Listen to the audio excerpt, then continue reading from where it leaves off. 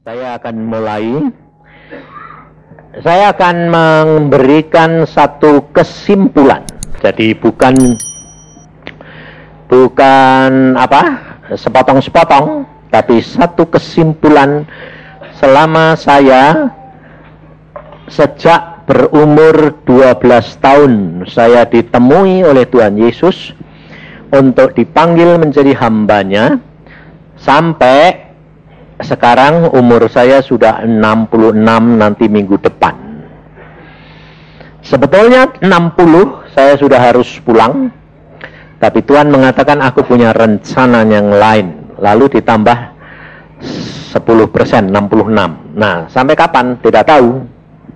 Tidak tahu kalau ditambah lagi, syukur-syukur, kalau enggak ya syukur. Nah, hari ini Denny berkata, "Pak, kamu mesti ngomong perkara pengalamanmu bersama dengan Tuhan." Oke, saya bilang.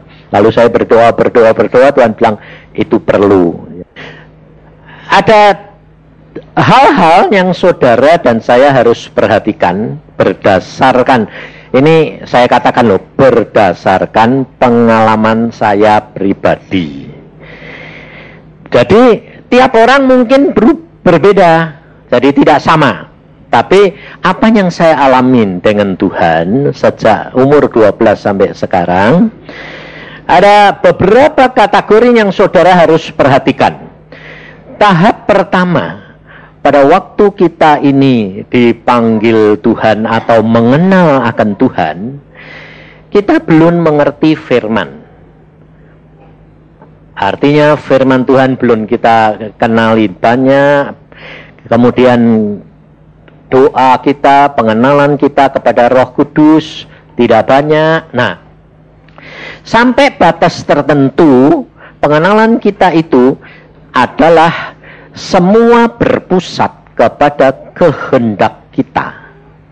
Jadi kita mengenal Tuhan, setelah kita mengenal Tuhan, bahwa kerap kali Tuhan kita dengar, Tuhan mengatakan, segala sesuatu di dalam aku, kamu sanggup menanggung. Aku sudah bayar semuanya. Nah, sehingga kerap kali kita itu percaya kepada Tuhan, hanya punya pikiran demi kebahagiaan kita, kesenangan kita, lalu keinginan kita dipenuhi.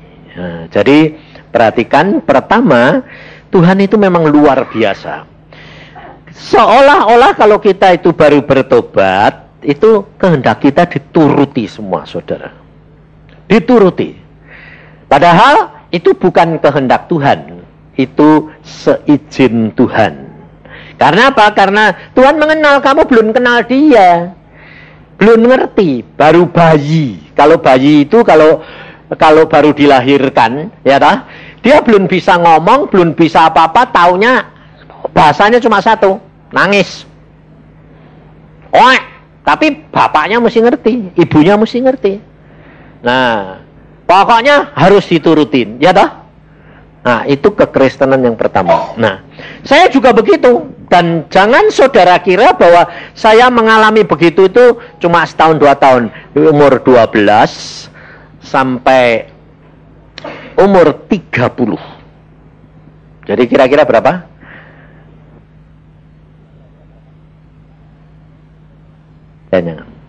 Padahal Tuhan sudah ngomong, bicara, tiap kali saya bicara. Jadi bukan sekedar cuma ngerti, bicara. Kalau saya mau mengatakan begini, Tuhan bilang, aku tidak suka. Tuhan bilang, ya yang tidak suka kan engkau, aku suka. Sebabnya memang saya tuh nuakalnya luar biasa. Nah, apa saja saya minta, saya mau. Bahkan saya kerap kali saya baca Alkitab, saya berkata gini, di Alkitab tuh engkau ngomong, Tuhan, engkau ngomong, bicara. Pada bangsa Israel engkau bicara. Tapi kenapa zaman sekarang kok kamu tidak bicara kepada manusia? Tuhan bilang, siapa bilang? Bicara, tetap bicara. Padahal saya dibesarkan dari kecil itu di gereja Protestan, jadi GKMI, GKI. Saya selalu jadi ketua sekolah minggu, ketua pemuda, tapi di GKI, saudara. Jadi tidak ada itu Tuhan bicara secara itu tidak ada. Tapi saya ngalami benar-benar Tuhan itu bicara. Jadi ternyata Tuhan itu tidak berubah. dulu sampai sekarang tetap sama. Jadi saudara juga bisa ngalami, tapi jangan. Kalau nanti Tuhan sudah bicara terus selalu mengecap, itu gereja sesat, itu gereja tidak benar. Tidak, semua benar. Tapi pengenalannya akan Tuhan yang menjadi batas-batas itu. Jadi pikiran kita yang membatasi sendiri. Saya sendiri juga dulu waktu saya ketemu sama Tuhan bicara, saya juga mengatakan, siapa kamu? Jadi Tuhan, dia setan. Tidak ngerti saudara. Tapi setelah baca Alkitab Tuhan itu menyatakan diri berkali-kali, baru saya tahu, oh Tuhan itu tidak pernah berubah ternyata. Ya memang aku tidak pernah berubah. Nah, di situ saudara, di dalam engkau menyatakan kehendakmu sendiri-sendiri terus itu, kamu akan mengalami ajaran Tuhan dan penderitaan demi penderitaan.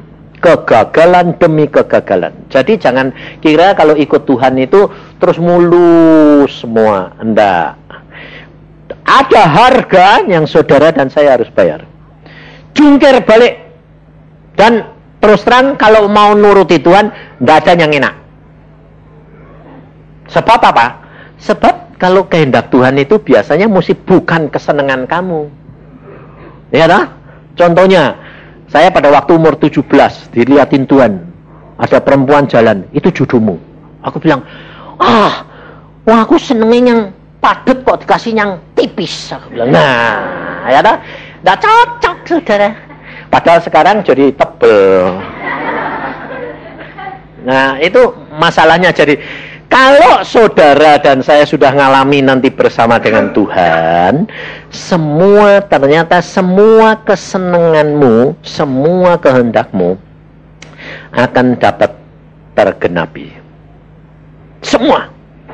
Tapi untuk itu, kamu sebetulnya harusnya mengorbankan diri untuk mengasihi Tuhan, mendengar Tuhan, mendahulukan Dia dalam segala-galanya, baru nanti kamu dapat segala-galanya. Nah, pada waktu saya mengikut Tuhan dengan masa muda dan ingin semua jadi, tidak jadi, saudara. Tidak ada yang jadi. Saya kepingin jadi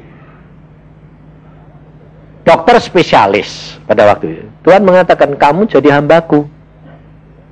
Nah, aku bilang, oke, jadi hambamu mau sekolah pendeta. Tuhan bilang, dikasih beasiswa. Tuhan bilang, tidak, loh tidak masuk akal toh. Mau jadi dokter spesialis, Tuhan bilang, jadi hambaku. Mau sekolah pendeta, tidak, loh bagaimana? Jadi tidak bisa mengerti saudara. Saudara tidak bisa mengerti. Makanya itu saya beritahukan, selama saudara ikut Tuhan, tidak usah bingung, pusing, frustrasi. Kenapa? Kamu tidak akan bisa mengerti Tuhan kalau belum waktunya dan ngalami. Tapi kalau sudah nanti kamu sudah waktunya dan ngalami, baru terbuka. Tuhan tuh begini. Nah makanya itu kalau kamu dapat nubuatan, biasanya kalau dapat nubuatan terus dipegangi terus tak imani, jadi sebab yang enak. Kalau nubuatan kamu bakal kena musibah, boleh imani? Nggak ada. Pasti kamu bilang apa? Jangan Tuhan, ditengkingin, betul dah. Nah tapi ada yang enak. Bawa cepet. Nah, enggak bisa. Malah kamu kepingin cepet-cepet, malah enggak jadi-jadi. Malah kamu takut itu musibah jangan datang, malah datang. Jadi caranya Tuhan, saudara harus tahu, segala sesuatu itu sudah ditetapkan Tuhan. Sejak saudara dan saya menjadi anak Tuhan, langkah-langkah kita ditetapkan Tuhan. Ngerti? Nah, ketetapan Tuhan ini berdasarkan seperti orang dunia sama, kecuali di dalam Tuhan itu bisa diubah. Jadi setiap orang itu sudah punya jatah. Ngerti jatah tahu enggak? Jatah tahu enggak? Jadi punya bagian masing-masing yang sudah ada ketetapannya. Saudara umpamanya bisa menjadi orang kaya, bisa menjadi orang pinter, biasa menduduki orang besar atau orang kecil. Itu semua sudah punya jatah sendiri-sendiri. Jadi tidak usah kita pusing karena kita itu ikut Tuhan. Yang penting saudara itu kenali Tuhan, bahwa Tuhanmu itu Tuhan yang luar biasa, penuh kasih sayang, tapi bukan berarti tidak mengajar kita. Sebab Alkitab berkata kalau kamu diajar, itu adalah kamu anak-anak apa? Itu anak Tuhan. Kalau kamu tidak diajar, itu anak gampang, itu anak haram.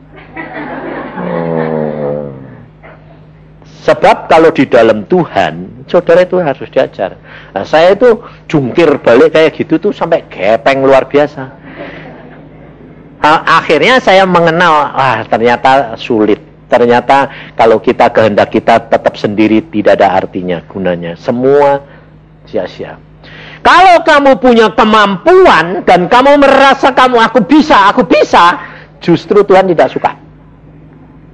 Karena itu menuju kepada kesombongan. Ini saya alami berkali-kali, saudara. Sebab saya kerap kali nakalnya gini, saya kenal Tuhan benar-benar, waktu saya ujian juga saya bilang, Tuhan, pelajaran ini, saya bilang, engkau tidak usah ikut-ikut. Aku pasti lulus. Loh, saudara, bayangin, nakalnya kayak apa? Mau ujian loh. Nah, saya berdoa, Tuhan aku mau ujian. Tapi khusus untuk pelajaran ini, kimia ini, saya bilang, engkau tidak usah ikut-ikut, tidak apa-apa, aku pasti lulus. Kurang ajar enggak? Dan memang saya menguasai bidang itu lebih dari dosennya. Jadi saya yakin pasti lulus. Dan saya tahu semua. Tapi saudara tahu, Tuhan ngomong. Justru saya sembahyang gitu tuh mau maju ujian, dia ngomong gini, hari ini kamu tidak lulus. Aku bilang, asal engkau tidak ikut-ikut. Dia bilang, tidak bisa, aku tidak ikut-ikut. Sebab engkau milikku. Jangan gitu dong Tuhan, cuma kali ini aja, jangan ikut-ikut. Tidak bisa, aku harus ikut. Dan hari ini kamu dah lulus. Saudara tahu, saya maju ujian itu ditanya, saya tahu tanyaannya, saya tahu jawabannya, saya tahu semuanya 100% tahu. Tapi tidak bisa jawab. Karena apa? Lidah saya kaku. Tulis, kaku. Waduh, nangis, akhirnya air mata turun. Terus Tuhan bilang gini, kamu bisa apa? Oh, kamu turut-turut kok. Makanya jangan sombong. Sampai dosennya berkata apa? Dia berkata gini, begitu katanya bisa, begitu katanya belajar. Saya bilang, saya bisa. Jawab, mana? Bayangin saudara, saya ngalami itu secara nyata. Sampai akhirnya saya dapat 0. Dan teman saya keluar, 10 pertanyaan saya tahu semua, jawabannya tahu semua. 2 teman bilang, jawab pertanyaan apa? Ini, buat kamu gampang ya. Loh, aku ngomong, kamu bisa gitu kok. Nggak bisa jawab, lidah saya kaku. Kenapa? Sombong. Saudara. Jadi ngalami semua. Maka dari itu, saya simpulkan, setelah saya berumur 30 tahun, saya menikah. Dan sejak itu Tuhan mengatakan, kamu sekarang sudah mengenal aku. Karena sejak itu Tuhan mengatakan begini. Saya waktu jalan-jalan Tuhan mengatakan begini, mulai hari ini kamu baru menjadi orang Kristen yang benar. Aku bilang, yang benar. Aku melayani engkau berapa tahun itu jadi ketua pemuda, jadi ngajar sekolah minggu. Belum jadi orang Kristen. Belum. Sudah jadi orang Kristen, tapi belum benar. Apa buktinya? Saya bilang gitu. Ngomong dia saudara, seluruh ruangan ini penuh. Dia ngomong gini, kamu tidak punya kasih. Nah, saya pikir kasih itu lemah lembut, rendah hati, ya toh panjang sabar, itu buah. Saya bilang, Tuhan bilang, kasih itu buah roh. Tapi yang aku katakan kamu tidak punya kasih adalah apa? Kamu tidak menuruti firman. Aneh enggak? Sudah jadi orang Kristen, sudah mengajar, tapi ternyata tidak punya kasih. Karena kasih itu di dalam suratnya Rasul Yohanes, kasih adalah melakukan perintah Tuhan. Itu kasih. Karena dia melakukan firman Tuhan, otomatis semuanya itu nanti berubah. Karena firmannya inilah luar biasa. Dan saya bilang, sekarang oke, aku dapat hari ini aku beri kamu kasih. Apa buktinya? Nah, dibuktikan saudara langsung. Saya punya pohon papaya di luar, yang kemarin saya mau potong, tebang. Hari itu saya tidak bisa nebang. Kenapa? Saya lihat, Tuhan bilang, lihat pohon papayamu. Loh, kok saya bisa mengerti pohon papaya itu bahwa itu juga ciptaan Tuhan dan dia dibuat untuk menjadi berkat buat kita. Aneh lah. Aku bilang, oh itu kasih. Kamu mengerti orang lain, kamu mengerti Tuhan, kamu mengerti ciptaan Tuhan, kamu mengerti firman Tuhan, itu kasih. Sejak itu saya bisa mengerti istri saya. Dulunya, oh jangan tanya, istri saya itu paling trauma sama saya. Gak pernah berani mengemukakan pendapat atau bantah. Saya bilang ya, aku bilang A, dia bilang B. Tidak ada alternatif itu. Istri harus tunduk, saya bilang. Itu dulu loh ya. Nah, tapi Tuhan bilang, kamu tidak punya kasih. Tapi sejak itu lain, saudara. Saya bisa mengerti dia, saya ngasih dia. Luar biasa, luar biasa. Dan ada harganya saudara, dan saya harus bayar. Jadi kalau kamu dapat apa-apa dari Tuhan, itu selalu mesti langsung praktek dan langsung bayar harga. Nah, hari itu saya dapat kasih. Lalu saya bilang, yang hari ini kamu mau makan apa? Dia bilang, wah aku kok kepingin bakso. Padahal sedang ngandung berapa bulan itu. Pengen bakso? Ya oke deh, nanti saya belikan. Enggak, kepengen beli, kamu pergi sama kamu, makan di sana. Oke, nanti naik sepeda motor. Dia bilang, enggak, loh. Apa? Aku bilang, mulai kaget toh. Dong naik sepeda motor kok enggak mau? Mau apa? Naik sepeda. Loh, aku bilang, yang tempatnya bakso itu 3 kilo. Jalannya naik turun di Jogja itu, saudara. Di luar kota, masuk kota. Di Klitren itu 3 kilo yang. Lah enggak tahu, wong kepinginnya begitu. Waduh. Tapi akhirnya saya aneh, saudara. Saya enggak pernah bisa mengerti. Hari itu bisa bilang, oke. Saya genjot sepeda, gonceng dia. Sampai sana makan bakso, pulang lagi, genjot lagi, ya habis lagi toh ya. Lapar lagi toh ya. Tapi saya bisa sukacita. Saya bilang, oh ini Tuhan namanya kasih. Ya. Mengerti orang lain dan melakukan firman. Kasihi sesamamu manusia. Berbuat baik yang dia suka, bukan yang kamu suka. Oh ya.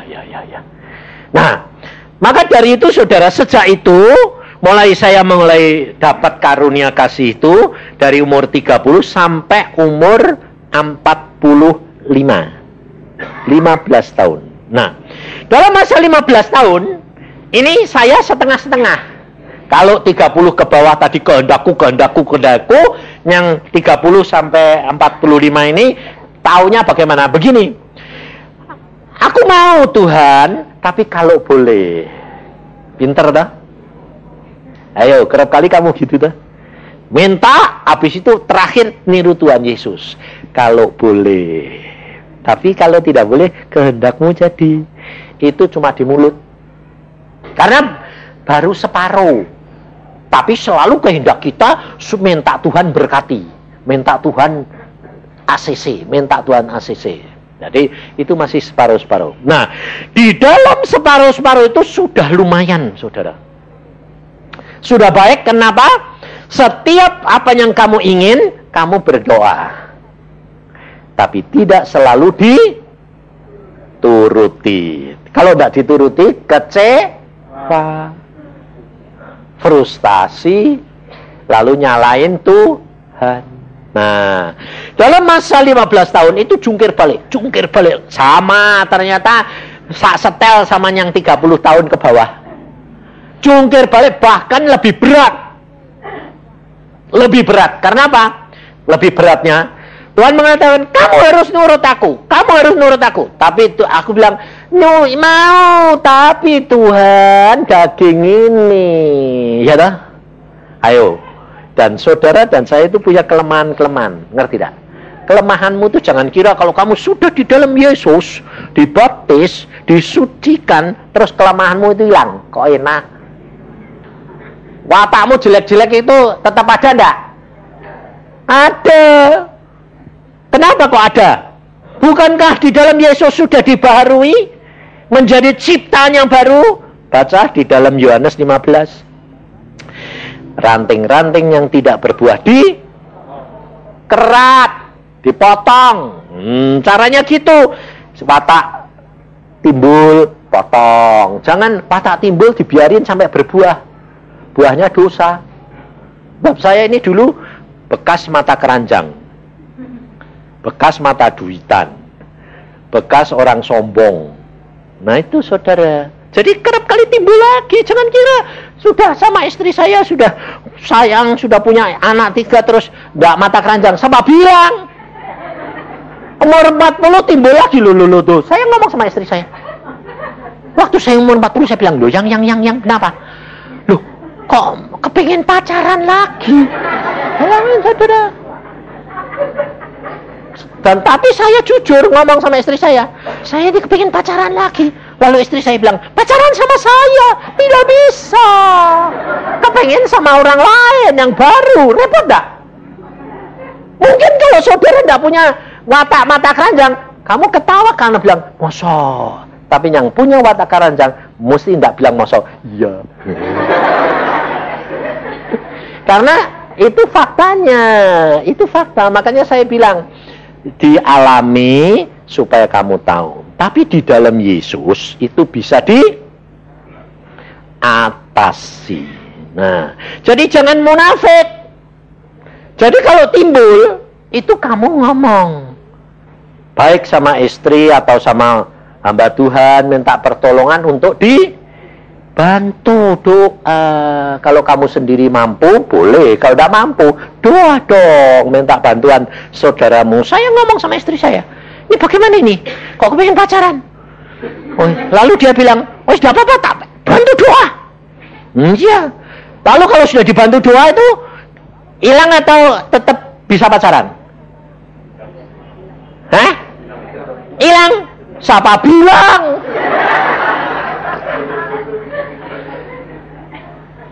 Tetap bisa melangkah tapi tidak kebablasan. Loh, ada remnya. Karena Tuhan berkata, jalan keluar aku berikan. Jadi tetap. Jadi saya tetap pacaran tetap. Sampai saya bilang, lalu saya ngomong, lu yang kok tetap? Nggak apa-apa, aku doain loh. Tapi semua pada waktunya plus hilang. Ngerti saudara? Jangan saya bilang, sudah aku sudah mau. Kalau kamu masih pakai kekuatanmu, dibiarkan Tuhan. Dibiarkan Tuhan. Nah, maka dari itu kalau pada waktu umur 30 sampai 45 itu masih goyang-goyang terus. Setelah umur 45 Tuhan berkata, sekarang lepaskan kedudukanmu jadi dokter, jadi direktur, lepaskan, tinggalkan, jadi hambaku. Aku bilang, Tuhan, aku dulu minta jaminan, kalau tidak mau jamin, tidak bisa. Lalu Tuhan bilang, sudah selesai sekarang. Pendidikanmu sudah selesai. Nah, ternyata apa saudara? Umur 45, saya bisa menyerahkan total. Ya Tuhan, segala sesuatu kehendak-Mu yang jadi. Tuhan, aku kepengen ini, tapi tidak mau. Maumu bagaimana? Setelah menyerahkan semuanya, jadi kehendak Tuhan, segala sesuatu tanya Roh Kudus, saudara, watak kelemahan itu tetap timbul enggak? Hah? Tetap. Jangan bilang hilang. Sampai sekarang. Kadang-kadang bisa timbul enggak? Bisa. Musa aja umurnya 100 lebih kawin lagi yo. Hati-hati sungguhan Alkitabiah semua. Saya sampai kadang-kadang sama kok timbul, tapi timbulnya itu cuma sekedar seperti apa? Muncul sedikit, potong, hilang. Jadi tidak sampai pacaran, tidak sampai melangkah bablas, bukan kebablasan, melangkah janda kok. Belum papa gitu, potong. Kok hilang? Hilang. Ngerti saudara? Itu hanya bisa kalau Roh Kudus menguasai hidup kamu. Yang dinamakan oleh Rasul Paulus hidup di dalam roh. Segala sesuatu tanya, loh ini kok gini bagaimana? Jadi jujur, kalau itu timbul, sembahyang menghadap Tuhan, jujur, jangan tutup-tutupi. Gak usah ngomong, Tuhan sudah tahu, ngapain. Jujur aja, belak-belakan. Lalu kamu bilang, Tuhan ini kalau jatuh repot loh Tuhan. Ini kok timbul lagi, bagaimana sih Tuhan? Nah, lalu Tuhan caranya bagaimana? Luar biasa Tuhan. Tuhan mengatasi mata keranjang saya itu bisa apa? Saya ya sama kalau lihat istri saya itu kok loh tambah gendut kok ya tambah sayang sampai kok bisa gitu tuh bagaimana ya? Kok enggak kepengin yang kurus-kurus kok dah sebab Tuhan bilang kamu lihat dia dulu tipis, tebel sampai tebel kamu sudah punya semuanya, jadi sayangnya luar biasa. Sampai saya sama dia sekarang itu heran. Kalau lihat orang lain tuh kok sama semua ya, kok ndak ada yang narik. Kalau lihat dia kok wah tetap bisa. Masih gereng-gerengan loh. Itu ini saya bilang itu hidup dengan Tuhan itu luar biasa, Saudara.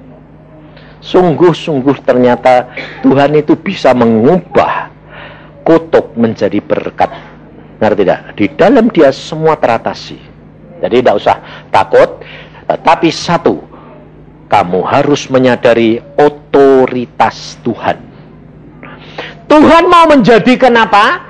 Tuhan mau membuat engkau bagaimana? Ucapkan syukur. Jangan sekali-kali kamu menyalahkan Tuhan. Karena dengan menyalahkan Tuhan, kamu pasti kena hukuman. Otoritas Tuhan. Kalau saudara ditetapkan sudah menjadi orang yang cukup, lumayan daripada orang yang berkelimpahan tapi tidak bisa nikmati. Orang yang berkelimpahan sakit jantung, stroke, waduh, tidak bisa ngeling-mati percuma. Lebih baik yang cukup tapi bisa menikmati. Nah, sebab apa? Nanti di surga itu batasnya itu adalah siapa yang menggenapi targetnya, dia yang menduduki tempat yang tertinggi. Jadi bukan hamba Tuhan besar, bukan pengemis, semua sama di hadapan Tuhan, saudara. Bukan orang kaya, orang pandai, tapi semuanya yang menyenangkan dan menggenapkan rencana Tuhan dalam hidup kita pribadi demi pribadi. Jadi jangan sekali-kali nyalain Tuhan, ucapkan syukur. Kalau kamu sedang apa, ucapkan syukur. Sebab saya dididik benar-benar. Dari makan sehari demi sehari, saya ngalami 1 tahun. Pas-pasan setahun lagi. Terus dari tahun ke tahun naik. Sampai sekarang berkelimpahan. Sebab berkelimpahan sekalipun, jangan jatuh. Sebab dengan kelimpahan pun kamu bisa jatuh. Yang penting Tuhan itu didik supaya kamu punya dasar yang kuat, supaya di dalam segala perkara kamu cakap menanggungnya. Kalau dikasih kaya bisa, dikasih miskin pun bisa. Yang penting apa? Rencana Tuhan di dalam hidup saudara tergenapkan. Otoritas Allah jangan kamu tinggalkan. Dia mau melakukan apa? Itu hak dia. Yang terakhir, 2 minggu yang lalu, saya akan tutup dengan ini. Tuhan menguji saya. Saya sudah hampir selesai. Tuhan bilang tugasmu sudah selesai. Dan Tuhan lalu mengatakan begini. Hari ini saya dikasih penglihatan. Banyak hamba-hamba Tuhan di dalam ruangan itu pakai jubah putih semuanya, termasuk saya. Tuhan bilang, hari ini akan ada pelantikan siapa yang layak menyandang predikat hamba Ku. Wah, saya pikir ini mau dilantik semua nih. Saya itu orangnya memang paling santai. Semua duduk dengan tekun, saya jalan-jalan, lihat-lihat. Pada waktu itu terus dipanggil sama Tuhan. Yusa! Nama saya dipanggil. Saya pikir, Yusa yang mana? Yusa itu yang berapa banyak-banyak. Saya diam aja. Yusa! Saya nengok. Ya, kamu! Oh, saya. Ya sudah, saya diundang. Terus Tuhan berkata, lalu satu lagi perempuan. Saya tidak tahu namanya. Tuhan manggil orang itu, sebab nanti di sana itu lucu, saudara. Kalau Tuhan itu ngomong, kadang-kadang yang lain tidak dengar. Yang ngerti itu cuma orang itu bersangkutan.